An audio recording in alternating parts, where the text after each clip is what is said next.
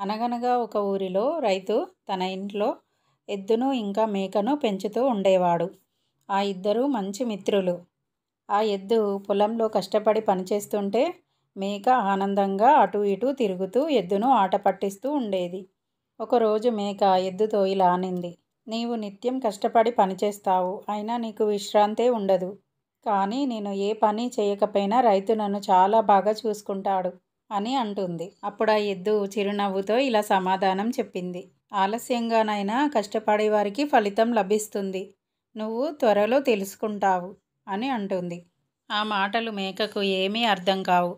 అలా చాలా సంతోషంగా తిరుగుతూ ఆడుతూ పాడుతూ ఉంటుంది. అలా కొంతకాలం గడిచిన తర్వాత పండుగ వస్తుంది. ఆ రైతు పండుగ కోసం పశువును బలివ్వాలనుకుంటాడు. అతను ఇలా ఆలోచిస్తాడు, ఎద్దు చాలా కష్టపడి పనిచేస్తుంది, నాకు చాలా సహాయం చేస్తుంది. కానీ ఈ మేక మాత్రం అటు ఇటు తిరుగుతూ తింటూ ఆనందంగా ఉంటుంది. ఈ మేక వల్ల నాకేమీ ఉపయోగం లేదు అని మేకనే బలి ఇవ్వడానికి తయారు చేస్తాడు. ఆ మేకను దేవాలయానికి తీసుకెళ్తాడు.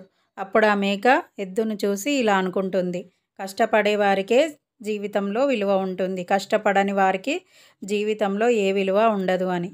ఈ కథ ద్వారా మనం తెలుసుకున్న నీతి ఏమిటంటే, కష్టపడే వారికి సమాజం ఎప్పుడూ గౌరవం ఇస్తుంది, కష్టపడని జీవితానికి ఎప్పుడూ విలువ ఉండదు.